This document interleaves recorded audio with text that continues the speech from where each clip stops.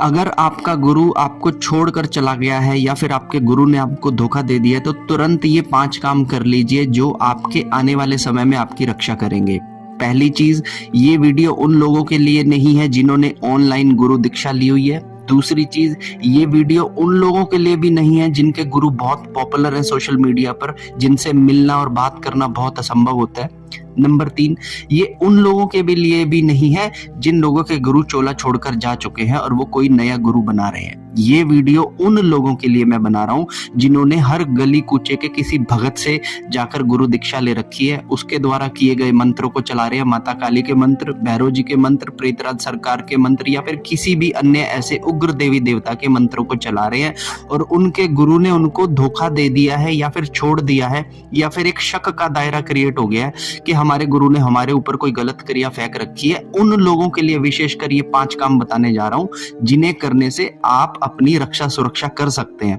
क्योंकि अगर आपने ऐसा नहीं किया तो मैंने बहुत सारे, मेरे पास ऐसे केसेस आए हुए हैं जहां पर गुरु ने ही अपने चेले का भट्ठा गोल कर दिया, जहां पर गुरु ने ही शक्तियों के नाम पर गलत चीजों को ट्रांसफर कर दिया अपने चेले के ऊपर। अब उसका पूरा परिवार तंग होकर घूम रहा है। गुरु के पास जाते रहो तो सब कुछ ठीक रहता है, गुरु को छोड़कर अगर आ जाओ तो तुम्हारी सारी चीजों पे सत्यानाश होने लग जाता है। अब यहाँ पर एक व्यक्ति उस पर्टिकुलर एक दूसरे जो गुरु बना रखा है उससे बंद कर रह जाता है, उसे समझ नहीं आता ना तो मेरी आध्यात्मिक कोई गति हो रही है ना मेरे काम बन रहे हैं, इसको छोड़कर चला जाऊं तो तंत्र मंत्र जैसी चीजें और मेरा नुकसान करती हैं। तो ऐसे लोगों के लिए ये 5 चीजें मैं आप लोगों को बताने वाला हूं कि अगर आपके साथ भी ऐसा हो रहा है तो ये 5 चीजें कर आप अपनी रक्षा स्वयं से कर लीजिएगा।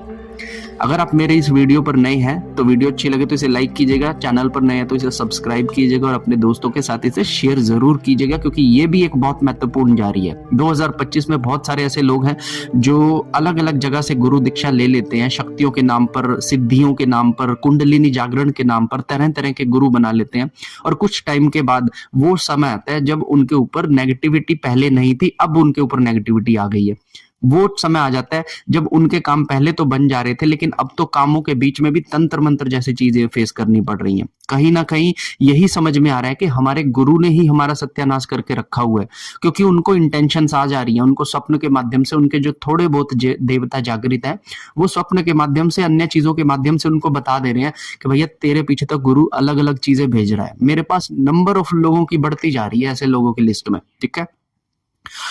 तो 5 काम आपको सबसे पहले जो करने हैं, सबसे पहले चीज मैं बता देता हूं कि अगर आपने के गुरु ने आपको धोखा दे दिया है तो गुरु से जो मंत्र आपको मिला हुआ है उन मंत्रों का आप तर्पण कर दे। तर्पण करने का मतलब है कि जिन भी मंत्रों को आप अभी तक जप रहे थे, हो सकता है कि आपने उसे 1 लाख, 1.25 लाख, 2 लाख, 5 लाख जप दिया हो, लेकिन उन मंत्रों के का आप पूरे तरीके से तर्पण कर दे। तर्पण कैसे करते हैं कि आप एक पात्र के अंदर जो भी मिठाई है, कोई मिठाई या फिर जो भी आप भोग लगाते थे उन मंत्रों के द्वारा, वो भोग को रखें और उस भोग को अपने मंत्र से तिलांजलि देते हुए, वो भोग रखने के बाद जैसे हाथ में जल लेकर तिलांजलि दीजिए कि हे देवी माता, हे देवी देवताओं, हे मेरे घर के देवी देवताओं, मेरे कुल देवी देवताओं, मुझे जो भी मेरे गुरु से मंत्र प्राप्त हुआ था मैं इसको तिलांजलि देता हूं तथा इस मंत्र से अब मेरा आने वाले समय में किसी भी तरह का कोई भी कनेक्शन ना रहे। ऐसा कर आप उस मिठाई के ऊपर से 3 बार तिलांजलि देकर जल को नीचे छोड़ दे और वो जो भोग है उसे जाकर आप किसी नहर या नदी के अंदर प्रवाहित कर दें। ऐसा करने से उस मंत्र की जो इंटेंशन थी जब आपको वो दिया गया था गुरु मंत्र के रूप में, तो कुछ तत्व उसमें विद्यमान हो गए थे। अब क्योंकि आपका गुरु सही नहीं था तो उसने नेगेटिविटी के भी कुछ तत्व उसके अंदर भर के आपको दे दिए। अगर आप गुरु से लड़ाई हो गई आपकी, गुरु ने आपके ऊपर नेगेटिविटी छोड़ दी और आप गुरु का दिया ही वो मंत्र करते जा रहे हो इस लालच से कि मैंने इसे 5 लाख बार कर दिया, तो समझ लीजिए कि आपकी वो कनेक्शन कभी भी नहीं टूटेगा क्योंकि आपको जो भी फिल्ट्रेशन होके जो एनर्जी आपको गेन हो रही थी वो गुरु के अंदर से ही आ रही थी। तो गुरु का अगर इंटेंशन आपके प्रति बुरा हो गया है तो वो कहीं ना कहीं वो मंत्र पढ़ने से आपका और बुरा होगा और आप अपने और ज्यादा बंधन को बढ़ाते जाएंगे। ठीक है, दूसरी चीज, अगर आपके गुरु ने कोई आपको तंत्र मंत्र के लिए कोई भी इस तरह का कोई यंत्र या फिर कोई ऐसे गणंत्र बनाकर दिया है, गणंत्र मतलब होता है कि कोई ऐसी चीज बनाकर, ताबीज बनाकर आपने बोला हो कि आपके घर में यहाँ पर रख दो या फिर जमीन के अंदर दबा दो, तो सबसे पहले उसका उत्कीलन करें, उसे जाकर प्रवाहित करके आए। या फिर किसी भी तरह का अगर कोई यंत्र बनाकर आपको दिया हुआ है तो उस यंत्र को भी निकालें, उसको भी अपना जो है प्रवाहित कर आए, क्योंकि जब तक गुरु के कनेक्शन से जुड़ी हुई ये यंत्र और गणंत्र जैसी चीजें आपके घर में पड़ी रहेंगी, आपको दबाव पड़ते रहेंगे, आपकी नेगेटिविटी कभी भी कमजोर नहीं होगी, चाहे उसके लिए आप 1,00,000 बार हनुमान चालीसाएं पढ़ दो। ठीक है। तीसरी चीज जो मैं आपको बता रहा हूं, ये थोड़ी सी इंपॉर्टेंट चीज है, इसे ध्यान से सुनना। कि पहली बात तो आपको पता होगा कि आपका गुरु किस देवी देवता की पूजा करता है, उसका इष्ट कौन है। ठीक है। जो भी उसका इष्ट है, एक काम कीजिएगा, जैसे मान लीजिए किसी गुरु का इष्ट माता काली है, तो आपको कुछ नहीं करना, आप केवल एक भोग स्वरूप में जो माता काली के लिए जो श्रृंगार होता है, जो नारियल होता है, जो नींबू की माला जो होती है ना, इस तरह का जो माता काली को भोग में चढ़ता है, ये सामान आप इकट्ठा कीजिएगा। और उसके बाद आप किसी भी प्राचीन माता काली के मंदिर में जाइएगा, वहां पर माता काली से प्रार्थना कीजिएगा कि हे माता रानी, मुझे आपकी पूजा पाठ करने के लिए जिस भी तरह के गुरु की मुझे प्राप्ति हुई, उसके लिए मैं आपका बहुत बहुत धन्यवाद करती हूँ। भविष्य में हमारे कुछ समझौते खराब हो जाने की वजह से हम इसे कंटिन्यू नहीं कर सकते, तो कृपया कर कर ये जो मैं आपके लिए भोग प्रसादी जो मैं लेकर आया हूँ या लेकर आई हूँ, इसे आप स्वीकार करें। और आने वाले समय में मेरे गुरु का मुझसे किसी भी तरह का कोई लिंक ना रहे। चाहे आपका गुरु हरामी है, लेकिन उसने भी जब कभी माता काली को सिद्ध किया था, तो भक्ति के भाव उसके अंदर भी थे। तो ऐसा कर कर जब आप वो नींबू की माला और जो माँ का जो श्रृंगार प्रसादी जो भी है आप वहां पर चढ़ाएंगे, तो आपके तत्व वो देवता कट कर देगा आपके गुरु के साथ। और ये करना इतना ज्यादा जरूरी है, क्योंकि जब तक आपने उसके तत्वों को नहीं काटा, तब तक, जैसे मान लीजिए किसी भगत ने माता काली को सिद्ध कर लिया, अब वो अपनी माता काली से ही लोगों के ऊपर नेगेटिविटी छोड़ रहा है, माता काली को ही उल्टे भोग दे रहा है, मीट का भोग, शराब का भोग देके किसी पे छोड़ दे रहा है, तो कहीं ना कहीं उस भगत की माता काली के जो दूत सेविकाएं हैं वो मलिन हो चुकी हैं।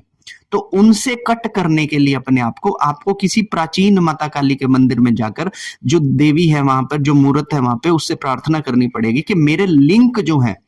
जो मेरे माता काली के भी जो लिंक हैं उस गुरु के साथ, उन लिंक्स को ही कट कर दे, ताकि कहीं ऐसा ना हो कि उसके तत्व मुझ पर भारी पड़ते रहें। तो जब भी कोई सेवक या फिर जब भी कोई भगत या जब भी कोई साधक माता काली की प्रार्थना करता है, तो उसको एक माता काली की सेविका दूत की प्राप्ति होती है। बाद में वो उसे भोग क्या देता है, इससे उस दूत की जो मलिनता है या स्वच्छता है, ये निर्धारित करती है। तो आपने उस देवता के तत्वों को भी काट कर देनी है जो मुझे उस गुरु से आ रहे हैं। ठीक है। उसके बाद जो सबसे ज्यादा इंपॉर्टेंट काम है कि आप तुरंत, जब भी आपका विच्छेदन हो जाए अपने गुरु के साथ, आपके संबंध विच्छेद हो जाए, तो सबसे पहले आप अपने जितने भी गुरु से रिलेटेड जो उनकी तस्वीरें हैं या फिर जो भी उनके मंत्र हैं, घर में कोई सामान है, उसे निकालने के बाद घर के मंदिर की सही तरीके से फिर से सफाई कीजिए। क्योंकि जब आप गुरु के सानिध्य में रह के एक मंदिर में पूजा करते जाते हैं, तो कुछ चीजें गुरु से ट्रांसफर होकर आती हैं और वो आपके मंदिर में स्थान बना लेती हैं। तो ऐसा नहीं है कि गुरु टूट गया और आप अपने मंदिर में फिर से वही कंटिन्यूटी से पूजा करे जा रहे हैं, तो वो तत्व फिर से मिलते रहेंगे। तो आप अपने मंदिर को पुनः साफ कीजिए, कुछ नई फोटोज लेकर आइए जो उस गुरु के इष्ट थी, जैसे माता काली, तो उस माता काली की फोटो को आप विसर्जित कर कर नई माता काली की फोटो आकर लगाइएगा या फिर नई मूर्ति लाकर रखिएगा। क्योंकि वो जो चीज पे अपना प्रेशर गुरु जब आपका था, तो जो देता था, तो वो आपके सामने माता काली की तस्वीर या मूर्ति पे ही देता था। तो वो जो तत्व उस मूर्ति या फोटो के अंदर बैठे हुए हैं, वो भी आपका सत्यानाश कर सकते हैं अगर आपके गुरु आपका हानि करने पर आ जाए तो।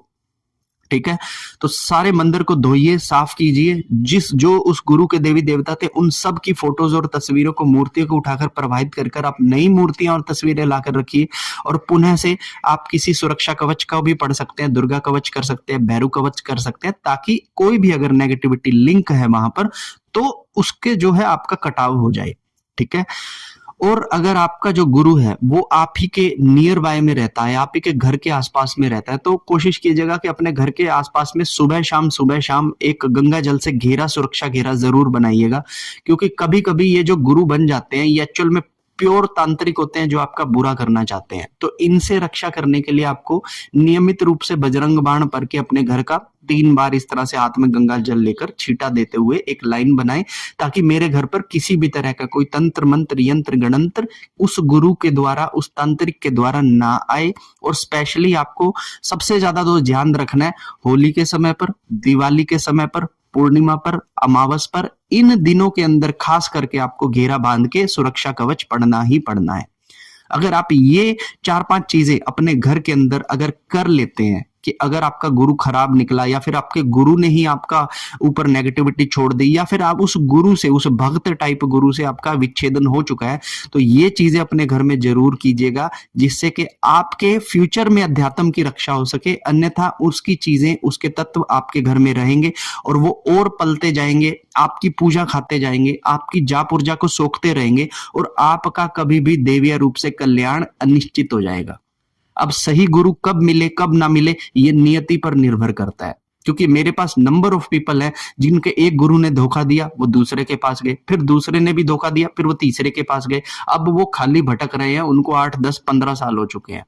तो मैं नहीं चाहता कि आप सब भी, अगर कि आपके साथ भी अगर इस तरह की घटना हो चुकी है, तो कृपया करके इन चीजों को संज्ञान में लेकर आए और अपनी और अपने अध्यात्म की रक्षा स्वयं से करें। आशा करता हूं साधना जगत के अंदर ये विशेष जानकारी आपको अच्छी लगी होगी और इसको आप अन्य साधकों के साथ भी जरूर शेयर कीजिएगा, ताकि उनको भी अगर कहीं पे कोई अड़चन हो तो वो भी सॉल्व हो जाए। तो कैसी लगी आपको वीडियो मुझे कमेंट कर बताइएगा। कोई प्रश्न हो तो मुझे लिखकर बताइएगा। मुझे इंस्टाग्राम पर आप डीएम कीजिएगा अगर आप मुझसे बात करना चाहते हैं। तो वीडियो अच्छी लगे तो इसे लाइक कीजिएगा, अपने दोस्तों के साथ इसे शेयर जरूर कीजिएगा। हर हर महादेव, जय माता दी।